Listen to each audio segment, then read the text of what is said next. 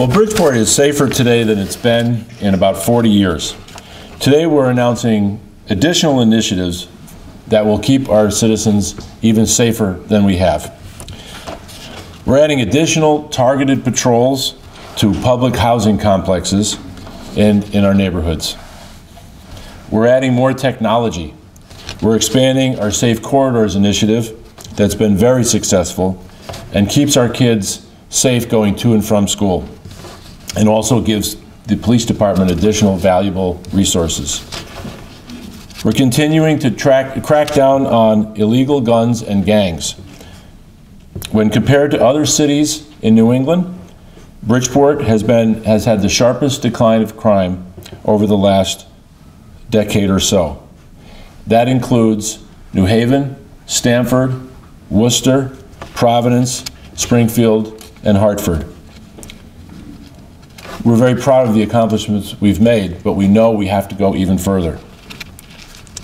Future investments that we're announcing will include body-mounted cameras, speed trailers that read out the vehicle's speed, and driving simulators for our police officers to keep pedestrians and the police officers even safer.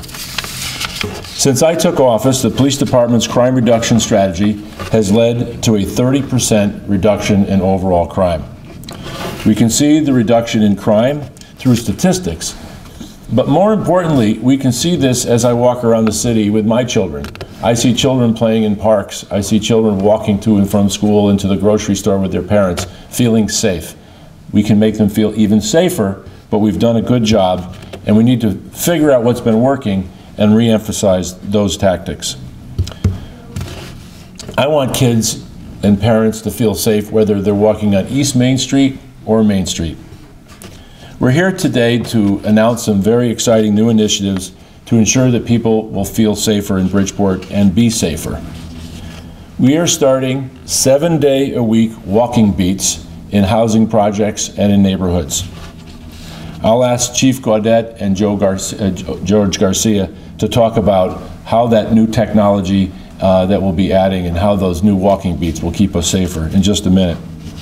I would like to say that I'm joined by members of my staff, Lamont Daniels, Assistant Chief and Chief Nardozzi and Gaudet, Councilwoman Denise Taylor-Moy, Councilwoman Milta Feliciano, Tehran Jones from our Emergency Management Office, George Garcia, who's the Director of Public Facilities, which is Public Works and Parks, Scott Appleby, our Director of Emergency Management.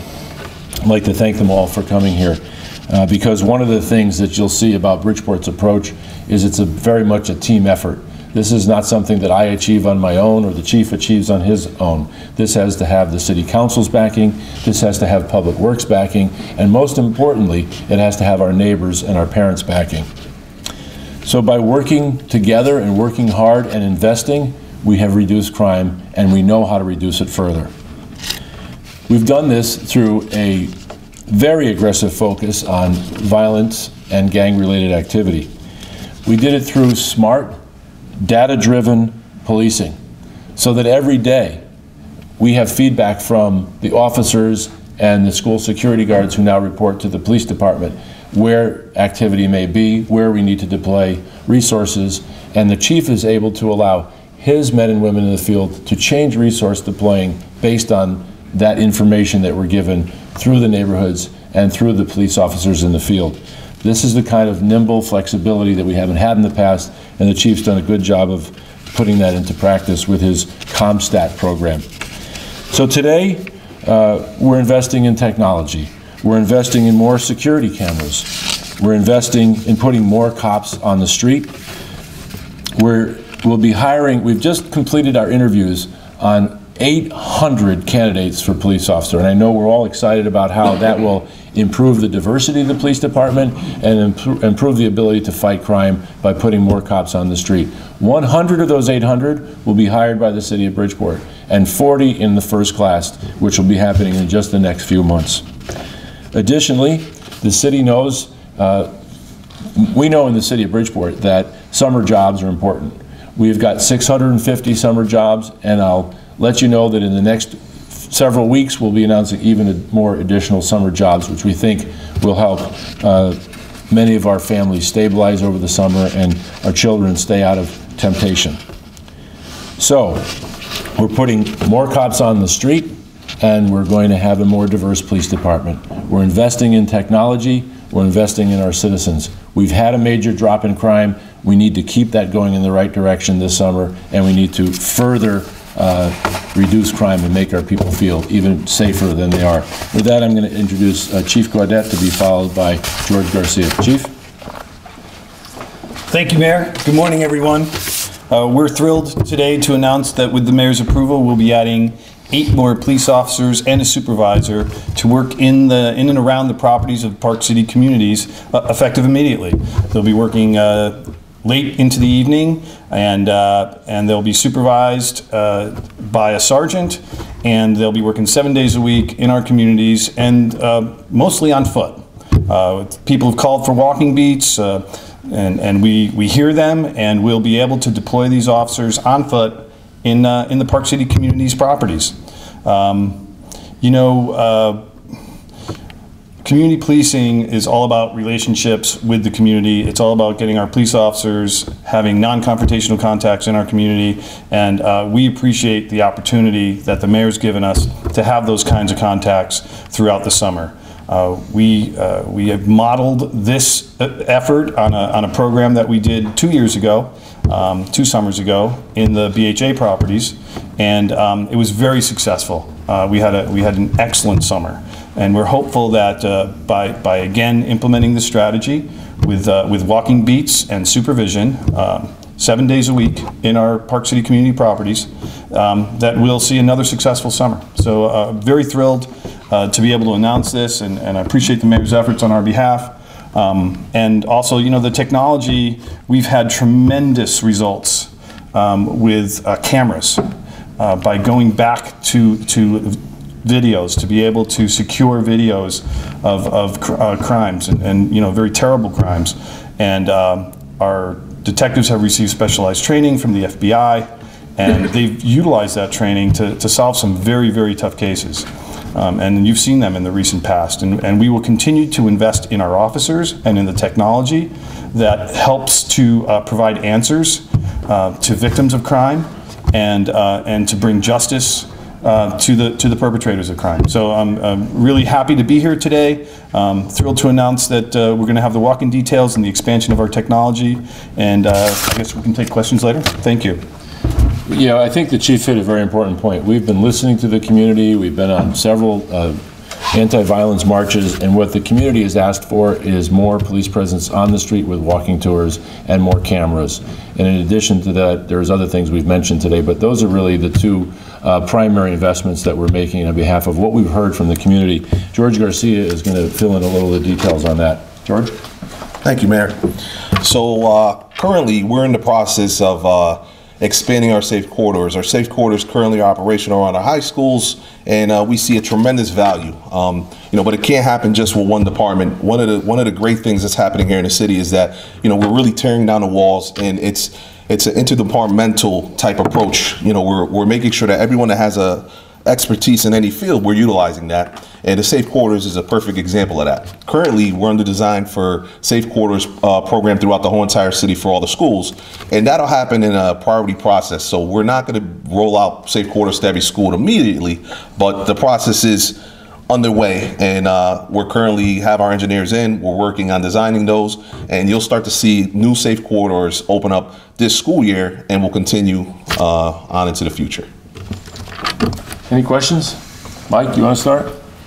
Yeah, can you tell us a little bit more about the jobs? Where are they coming from? Local companies stepped up to offer employment, or is the city starting? Just so I don't leave anybody out, Mike, let me get you a list. Many of those are coordinated through the workplace, so I don't have a up-to-date list as of today. But Brett is nearby. Tim will convey that to Brett before It is private companies that are doing this. The city's not starting like a work program. It's both. It's both. So I'm going to get Brett to give you an exact, but we hope to, my goal, I think Hartford had a couple years ago because of the insurance companies. We're up to 650. I think with a little work, we can maybe get close to 1,000. and that's our goal. So, you know, we know that summer jobs, look, they were important to all of us. We remember the CETA jobs. We remember lots of jobs that were coordinated through the city government that got many people their first start. I worked at a golf course cutting grass for many years, and that helped me pay to get through UConn. So there's a lot of kids in the same boat right now, and I'll get you that list. How many summer jobs were there last year, Bill? How much of an increase are we talking about? That's a pretty significant increase to 650, but I'll get you that information too, Frank. We'll get Is there you. a coordinator or a city employee who coordinates the summer job program? Like the old CETA program had? No, we're doing it through the workplace. Joe Carbone's, yeah. They've pretty much taken over everything that we do with training and labor relations, you know, recruiting jobs, training programs and things like that, grants for 42 that. cops, when will they start? When will we see them in cruisers driving around? Cruisers driving around. Yeah, I mean, when will they be on the job? Usually takes about a year from the day to hire, and we're hoping to hire sometime in the third quarter of this coming year, this annual year. You know, we're going to hire 32 at a time, and we'll hire more if we can. We just upped that to 40. We'll find 8 more seats in the classroom. Another row in the classroom. We'll find 8 more seats. You know, our standard training process, by the time they're able to work independently, is about 11 months. So figure about a year, depending upon when we start. Also, can I talk a little bit about? They are out on the street. They are with their PTO. Yes, the FTO program is probably the last 3 months or so. It's a field training officer, and they're in Blues then. They don't work independently until after the FTO They program. go on patrol with another officer. Yes. But they'll be at Newfield Park at the training academy, and we would love to have you over to meet them when we hire them And you know, in the see past, training they go through. in the past, when we've had recruits in the academy, we've used them out in Park City community properties. We've taken them out into the community to you know, to meet with the neighbors, right, in our parks and in our Park City community properties. And it's really a great thing to watch them start, you know, not so sure about it, and in the end, you know, just playing with the kids and having a really good time and relating on that level. It's a great thing. Can I also just talk a little bit about the stuff that we're doing during the day, because I know we're probably going to get criticized a little bit for doing this during the evening hours from 6 p.m. to 2 a.m. But I got to tell you that all day long we have our community services division that's out there. They've got basketball programs, they've got baseball programs, they've got weightlifting programs. They're out in the community with the kids, trying to keep the kids busy and out of trouble. We also have our parks detail out there. We have officers in you know, shorts and with their helmets on, and they're on ATVs, they're on bicycles, they're on Segways. I forgot about the Segways.